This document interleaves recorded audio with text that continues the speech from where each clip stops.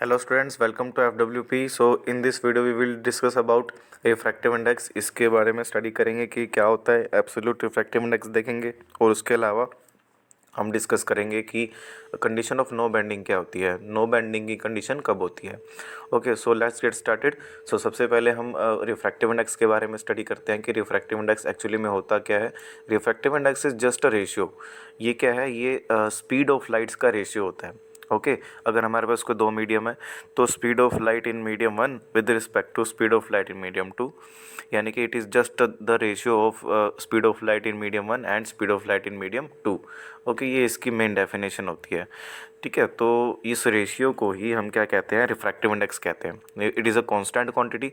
ये यूनिटलेस होती है। क्यों यूनिटलेस होती है? बिकॉज ऊपर भी जो यूनिट है वो आपकी स्पीड की होती है, मीटर्स पर सेकंड, और नीचे वाली जो यूनिट होती है वो भी स्पीड की होती है। सो दोनों जो स्पीड की यूनिट्स हैं वो आपस में क्या कर जाती हैं, कैंसल आउट हो जाती है। That is why refractive index is a unitless quantity. इसको डिनोट करने के लिए बहुत अलग अलग नोटेशंस यूज़ की जाती हैं। जैसे कि अगर हम कुछ बुक्स में देखें तो वो क्या करते हैं, वो म्यू म्यू से इसको डिनोट करते हैं। कुछ बुक्स में इसको एन से डिनोट करते हैं। ओके, जैसे मैंने यहाँ पे कर रखी है ये denotation, this is for refractive index. Okay, तो this is for refractive index, ये NAB ये वाला जो है ये इसकी डिनोशन है। अच्छा, इसमें एक चीज़ है, यहाँ पे मैंने यहाँ पे AB लिख रखा है, इसका क्या मतलब है वो देखते हैं सबसे पहले तो। ठीक है, ये AB क्या है? देखो, अगर हमारे पास दो मीडियम है, एक तो है A एक है B, तो जो ए मीडियम है मान लो वो हमारे पास रेयर मीडियम है, और एक बी मीडियम है वो हमारे पास डेंसर मीडियम है। सो अगर हम डेंसर मीडियम जो बी है, यानी कि ये वाला जो मीडियम है, इसका रिफ्रैक्टिव इंडेक्स चेक करना चाहते हैं with respect to this medium, a medium के रिस्पेक्ट में इसका क्या रिफ्रैक्टिव इंडेक्स है, अगर हम चेक करना चाहते हैं तो उसके लिए हम नोटेशन यूज़ करते हैं क्या, कि refractive index of medium b with respect to medium a. Okay, so just इसका नोटेशन का ये तरीका क्या है कि जिसका रिफ्रैक्टिव इंडेक्स निकालना है वो आगे आएगा, refractive index of medium b, और जिसके रिस्पेक्ट में निकालना है वो पीछे आएगा यहाँ पे, with respect to medium A.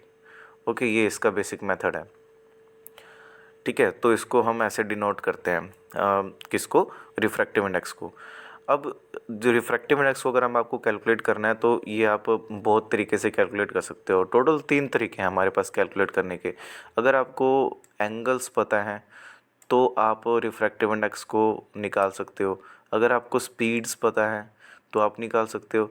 Otherwise अगर आपको वेवलेंथ्स पता है तो आप क्या कर सकते हो, रिफ्रैक्टिव इंडेक्स को निकाल सकते हो।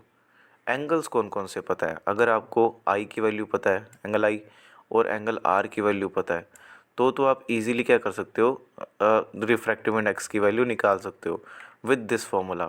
This is known as Snell's law. ये तो लॉज ऑफ रिफ्रैक्शन से पढ़ के आए हम। ये लॉज ऑफ रिफ्रैक्शन का सेकंड लॉ है कि sine of angle of incidence with respect to sine of angle of refraction, this is equal to constant and it is known as refractive index. Okay, so ये हम कहाँ से पढ़ के आए हैं, ये हम सेकंड लॉ से ही पढ़ के आए हैं। तो एक फॉर्मूला हमारे पास क्या हो जाता है, ये वाला हो जाता है। ओके, नाउ नेक्स्ट वाला देखते हैं। एक तो ये फॉर्मूला हमने पढ़ लिया था, वैसे भी ये तो हमें पहले से ही पता था। एक हमारे पास क्या फॉर्मूला है, एक हमारे पास स्पीड्स के लिए फॉर्मूला है। अब देखो, स्पीड्स के लिए क्या फॉर्मूला है, अगर आपको पता हो, अगर आपको पता है कि जो स्पीड है ए मीडियम में कितनी है और बी मीडियम में स्पीड कितनी है, तो आप इजीली रिफ्रैक्टिव इंडेक्स निकाल सकते हो। कैसे? अगर आपको speed of light in medium a पता है, so this is known as VA, and speed of light in medium b पता है, this is known as VB। Just दोनों को डिवाइड कर दो, यानी कि दोनों का रेशियो ले लो, so you will get the speed, the ratio of speed, and this is known as refractive index. Okay, ओच के, तो ये वाला फॉर्मूला भी हो जाता है। अब बात करते हैं, अगर आपको वेवलेंथ्स पता है, अगर मान लो कि आपको ए मीडियम में इस लाइट की कितनी वेवलेंथ है ये पता है, और बी मीडियम में इस लाइट की कितनी वेवलेंथ है ये पता है, यानी कि lambda A and lambda B अगर आपको पता है, so you can easily calculate refractive index with this formula, just ratio of lambdas. ये आया कहाँ से, ये भी बड़ा इंटरेस्टिंग है कि जो आपके पास ये जो स्पीड्स है, speed is equal to distance by time होता है। यहाँ पे जो डिस्टेंस का काम करेगी वो वेवलेंथ करेगी। और टाइम तो टाइम ही होता है। टाइम मतलब टी, जिस भी टाइम में उसने जो वेव है उसने अपना डिस्टेंस कवर किया है, तो यहाँ पे जो टाइम होगा वो तो सेम ही होगा दोनों के केस में। सो ये दोनों कैंसिल हो जाएंगे अगर वी और वी बी की बात करें। बट लैम्डा ए और लैम्डा बी अलग अलग रहेंगे, तो डैट इज़ वाई ये एक नया फॉर्मूला बन जाएगा आपके पास, lambda A divide by lambda B. Okay, so हम 3 तरीके से क्या निकाल सकते हैं, रिफ्रैक्टिव इंडेक्स की वैल्यू निकाल सकते हैं। अब बात करते हैं हम एब्सोल्यूट रिफ्रैक्टिव इंडेक्स की। एब्सोल्यूट रिफ्रैक्टिव इंडेक्स थोड़ा सा मतलब है तो इसी का पार्ट ही रिफ्रैक्टिव इंडेक्स का, बट ये थोड़ी सी स्पेसिफिकेशन में आता है। क्या स्पेसिफिकेशन होती है कि refractive index is the ratio of speed of light in air या vacuum with respect to speed of light in medium. यानी कि इसमें speed of light in medium 1 and speed of light in medium 2 का ratio नहीं होता। इसमें जो first medium है या सेकंड मीडियम है, इनमें से कोई एक मीडियम 100% एयर या वैक्यूम होना चाहिए, और जो दूसरा मीडियम है वो कुछ भी हो सकता है। यानी कि फर्स्ट मीडियम तो आपका क्या रहेगा, फर्स्ट या सेकंड मीडियम में से कोई एक मीडियम एयर या वैक्यूम होना चाहिए, और जो सेकंड मीडियम है वो आपका कुछ भी हो सकता है। अब हमें पता है कि जो स्पीड ऑफ लाइट है एयर के अंदर या वैक्यूम के अंदर, वो तो कांस्टेंट रहती है। कितनी होती है, 3 × 10⁸ मीटर्स पर सेकेंड, और उसको डिनोट किया जाता है सी से। और speed of light in medium को मैंने डिनोट किया किससे, वी से। ओके, सो इन दोनों का जो रेशियो होगा वो हमें बताएगा एब्सोल्यूट रिफ्रैक्टिव इंडेक्स। क्या बताएगा वो हमें, एब्सोल्यूट रिफ्रैक्टिव इंडेक्स। ओके, ठीक है। तो अब एक ना छोटा सा एक फॉर्मूला और डिस्कस कर लेते हैं, ये भी बड़ा इंपॉर्टेंट होता है, कई बार पूछ लिया जाता है कि फॉर एग्जांपल अगर हम N1 को रिफ्रैक्टिव इंडेक्स कहते हैं फर्स्ट मीडियम का with respect to vacuum, first medium का refractive index with respect to vacuum. Okay, so this is known as absolute refractive index. और N2 भी एक एब्सोल्यूट रिफ्रैक्टिव इंडेक्स है सेकंड मीडियम का with respect to vacuum.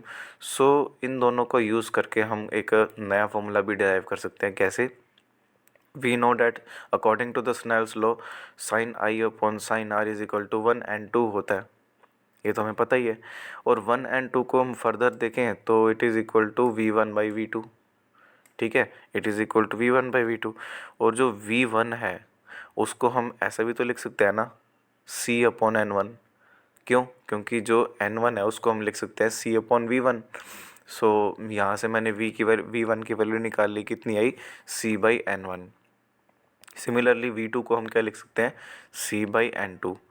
सो अगर C/N1 C/N2 लिख सकते हैं तो C और C तो कांस्टेंट है और ये इक्वल है, तो ये कैंसिल हो जाएंगे। और अगर ये कैंसिल हो जाएंगे तो आपके पास क्या आएगा, N2/N1।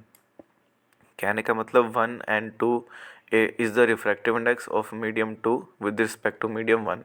यानी अगर आपने 1 and 2 लिख रखा है, सो इसका मतलब क्या हुआ, इसका मतलब ये हुआ कि it is the refractive index of medium 2 with respect to medium 1।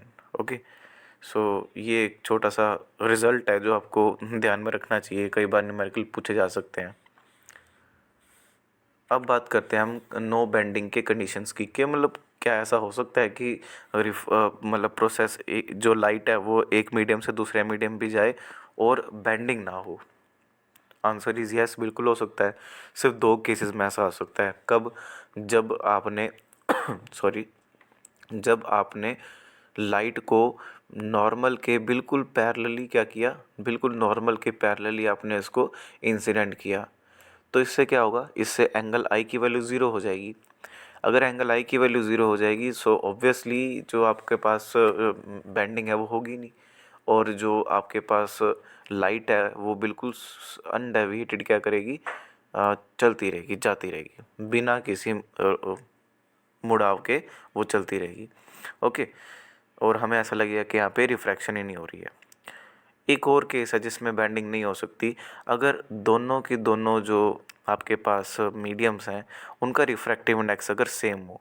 जैसे फॉर एग्जांपल ये वाला एक मीडियम है, एक मीडियम ये वाला है, दोनों मीडियम के जो रिफ्रैक्टिव इंडेक्स हैं वो अगर दोनों के सेम है, तो इसका मतलब क्या हुआ, इसका मतलब ये हुआ कि वो दोनों मीडियम ही एक होंगे, है ना। सो अगर दोनों के रिफ्रैक्टिव इंडेक्स सेम है तो जो लाइट है वो 100% बेंड नहीं होगी। इसका एक एग्जांपल, जैसे फॉर एग्जांपल अगर हमारे पास एक मीडियम तो है एयर, ये फर्स्ट वाला मीडियम एयर है, और अगर हमने एक ऐसी तरह का ग्लास हमने डिस्कवर किया, ऐसी तरीके का हमने एक ग्लास मीडियम डिस्कवर किया जिसका जिसका रिफ्रैक्टिव इंडेक्स एयर के रिफ्रैक्टिव इंडेक्स के अगर हमने बराबर बना दिया, तो पहली बात तो वो ग्लास हमें दिखेगा ही नहीं, है ना। और अगर उसमें से लाइट पास की जाए तो लाइट जो है वो बेंड नहीं होगी, सीधी चली जाएगी उसमें से, ठीक है। तो ये दो कंडीशंस हैं जो हमें ये डिपिक्ट करती हैं कि जो बेंडिंग है वो हो नहीं सकती।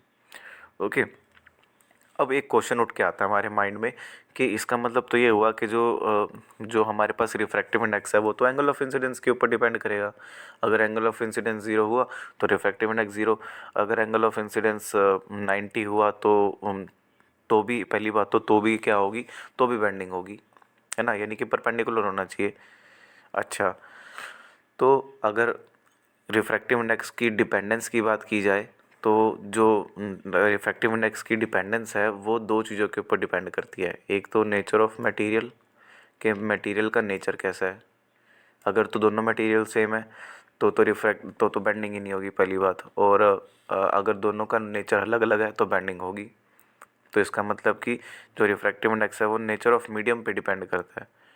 ओके, और दूसरा वेवलेंथ ऑफ लाइट या फिर कलर ऑफ लाइट, ठीक है।